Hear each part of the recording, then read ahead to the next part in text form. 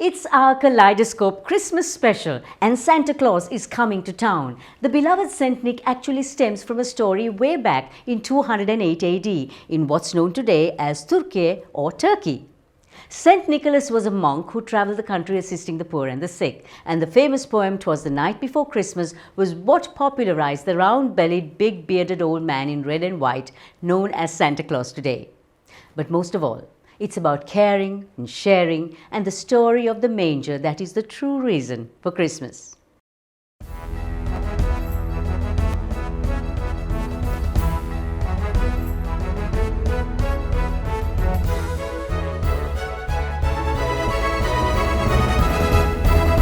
Santa's giving you gifts on the show today from Cinnamon Lakeside, Shangri-La Colombo, Shangri-La Hambantota and Mabrock Teas. And a big thank you to the partners on our show who are the best. Skills for Inclusive Growth and Australian Aid, Selinco Life, CDB, The Morning Newspaper, Park Street Gourmet and Zip Zip. Thank you. If you like Kaleidoscope, subscribe and follow us on YouTube, Facebook, Instagram and LinkedIn. Did you know you can open a digital fixed deposit with just 5,000 rupees? Open a CDB iDeposit digital fixed deposit today. CDB, your friend. Welcome to CDB Snapshot. Sri Lanka's GDP contracts by 11.8% for the third quarter of 2022, having contracted 8.4% in the second quarter. The IMF says China agrees to participate in a global sovereign debt roundtable, which could favourably impact Sri Lanka's debt issues. A record-breaking 300,000 persons leave Sri Lanka for overseas employment this year. New visa categories are being introduced under investment and employment for the Colombo port city. For the first time in its 168-year history, the University of Melbourne confers PhDs on identical twins, Sri Lankans Nadisha and Tejani Gunaratna. A man in Idaho decorates his beard with 710 Christmas ornaments, bringing a new meaning to jingle bells.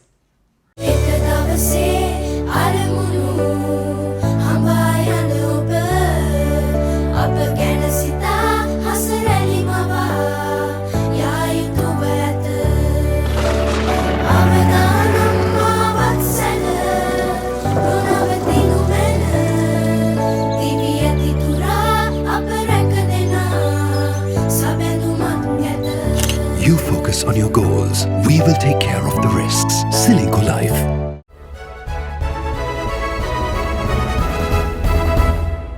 And here's our Selinco Life news capsule.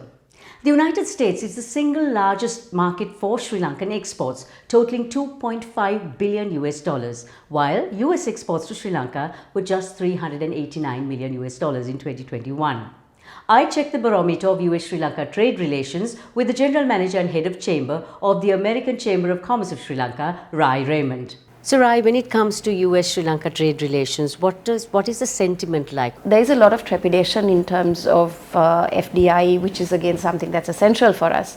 But given that Sri Lanka has been able to reach a staff level agreement with the IMF and the various developments in terms of positive direction that we're going in, with the improvements also seen in the economic situation, the central bank and everything that's being done there, things are starting to look up. So to put it in a nutshell, what I would say is trepidation, but with an underlying sense of optimism.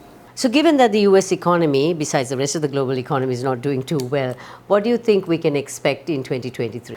One of the industries in Sri Lanka that is currently seeing the impact of this and will continue to see the impact of this is, of course, the apparel industry.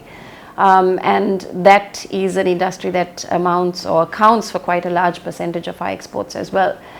So I would say that the next year is not going to be brilliant, but at the same time, I wouldn't, lose hope. Our usual export basket will have some restriction, and that will happen given the global economic climate. There are always other avenues and angles that can be explored. And I think that is going to happen because we're seeing a lot of interest from US FDI and US investors into various other projects as well in Sri Lanka. Post-World War II and post-independence, Sri Lanka followed the model of one of the most successful economies of the time, the USSR, a socialist, Marxist planned and centralized economy. While that did well for a decade, this Marxist capitalism became entrenched in our economy, and therein lies our convoluted problem with state-owned enterprises. The Department of Public Enterprise states that Sri Lanka currently has 287 SOEs, and as we all know, a majority of them have been draining our economy for decades. On the Pethiagoda pages is scientist, conservationist and public policy advocate Rohan Pethiagoda for more. Rohan, so from post-independence, SOEs have been a part of our economy, right? So in 1949, it was obvious for D.S. Senanayake to start the CWE, which is now Satusa, the means of retail trade in Sri Lanka. In 1956, SWRD pledged that all key industries would be nationalized and operated by. In 1958, he nationalized transport and the port of Colombo. 1960, Mrs. Bandaranaike goes on to nationalize schools, the Bank of Ceylon, and petroleum, for example. And in 1972, she capped it off by nationalizing plantations and killing any prospect of industrial agriculture in Sri Lanka with the Land Reform Act. So now we've had almost a century of government taking progressive control of the means of production. If you think about it, the armed services operate almost 30 tourist hotels in Sri Lanka. Which part of the defense manual is that incorporated in? I just don't understand it. The government even runs Hotel de Buhari in Colombo. So this progression has come forward for a century and become deeply entrenched both in politics and in the minds of civil society. Now, we have this legacy. Are we ever going to get rid of it? It's going to be very difficult because state-owned enterprises are deeply entrenched in the Sri Lankan psyche. It's just ordinary people who believe this, middle-class people who believe this. And privatizing these enterprises is going to be like pulling teeth, as you can already see with the protests. The thing is, governments like state-owned enterprises because it gives them 200 organizations in which to appoint cronies and relatives, unemployable relatives, as chairmen and directors with vehicles and all the other trimmings that come with that. The people like it because it gives them the illusion that there are jobs to be had, even though the jobs, by and large, are paid for by the public purse and cause huge damage to the economy. The argument is made, for example, recently I heard we shouldn't privatize Sri Lanka Telecom or Lanka hospitals because they make profits. But profit has nothing to do with it. The return of investment is always higher in the private sector, and it's not the government's job to do business. So this is very difficult after a century of brainwashing to get into the political order, or for that matter, into the minds of ordinary people. And now for a look at our markets. At the Colombo Stock Exchange this week, the all-share price index was down by 4.3%, while the average daily turnover stood at 3.4 billion rupees. WTI oil prices moved up slightly to $78.50 per barrel as US crude stocks fall and the US dollar weakens slightly. Gold prices remain unchanged at $1,816 per ounce as market participants awaited economic data for further direction. As Christmas draws near, the people of Kiev in Ukraine have decided not to let war dampen their spirits. Not letting Russia be the Grinch who stole Christmas, they are lighting up a Christmas tree in the city centre. Is it time or is it time? Yes, Santa is here. Congratulations, Lakshi Fernando. You win the Cinnamon Lakeside Weekend for 2. Tilakshi Gajadira, the Shangri-La Colombo High Tea for 2. Nye Himaza Jamalon, the Shangri-La Hambantota Day Stay for the family of 4. And Achala Lakshani Edirivira, the curated hamper from Mabrock Tea.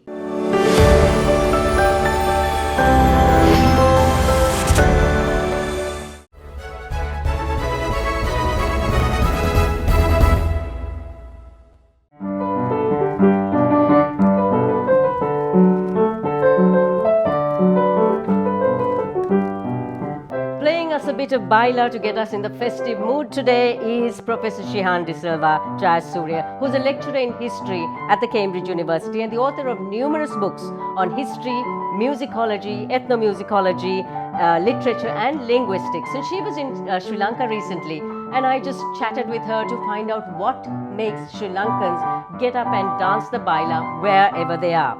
Hi Shihan. Welcome to S4IG Let's Talk and thank you for being with us on our Christmas special program. So why has Baila become so central to our culture? Baila actually is our common Sri Lankan identity. It gives us all a unique Sri Lankanness. So people seem to think that the word baila, because it's Portuguese, it's something foreign. But what we call baila today is chorus baila, and the composer was Ollington Mervyn Bastian. And this all happened around independence. So this is after independence, after 1948. He actually was the supreme Kafrina artist and also the best Vada Baila, that is debate Baila artist. So combining those two traditions together with his other background of being a policeman, playing the police band, exposed to Western music, and having a Sinhalese mother and a father who is Dutch Portuguese and coming from Gaul, he mixed and matched and composed his own unique style of music, and he held the pulse of the people just after independence, a nation who wanted change. They didn't want to carry on in the colonial way. Are there African roots in Baila? Definitely. So yes, African roots come through syncopation, the Kafrina, playing cross rhythms. So you'll hear, if you listen to Kafrina, the left hand will be playing 3/4, 3 crotchets to a bar, and the right hand will be playing 6/8, 6 quavers to a bar. So that's what drives the music, the syncopations. It lights up the music and it makes everyone want to dance. What influences has Baila had along the decades? When we talk of Baila today, people mean chorus Baila. So we mustn't forget that there was Vada Baila up to independence. We still have Vada Baila, and say places like Moratua, there are Vada Baila players. Sumatipala Pereira was one of the foremost Vada Baila players who challenged. It's basically challenge singing. It's impromptu Baila, where you have to prepare the words and to the music and challenge your opponent. So Wally Bastian was challenged in 1948 by Sumatipala Pereira, and Sumatipala Pereira, whom I interviewed for my research, told me how Wally Bastian said, Mama Wally Bastian, Agama Christian, Samagama Wesleyan, Mama Wally Bastian, all Ceylon Baila champion. So are there any lesser known facts about Baila? I think the most important thing is to understand that chorus Baila is made in Sri Lanka like Ceylon tea, and people were promoting it with the World Trade Mart in London. So it is not something foreign, it's not Portuguese, because the word Baila is Portuguese. Yes, it has Latin roots. Bailar means to dance. And the other fact you need to understand that Baila is a poem, it's a narrative poem set to music to which you can dance. So Wally was educating the nation. So he sang in Malay, Sri Lanka Malay, in Sri Lanka Portuguese, in English, Tamil and Sinhala. So there's a myth that Baila is Sinhalese. It is not so, but today it has gone that way. Do you think the younger generation will embrace Baila the way the older generations have? Anything to survive has to change, and if you look at Bhatia and Santos, Ahamu Baila remix Kalara, their Baila has changed a lot from Nona Maginas, Nona Omatakai Amme. So the younger generation will have even rap Baila. And I love to watch all ethnic groups dance, on dance floors. We are all one, we are Sri Lankan. This Christmas, walk into a treasure trove of luxury retail at Park Street Gourmet and be immersed in a gastronomic discovery of fine food and wine. Park Street Gourmet, Colombo's first gourmet experience.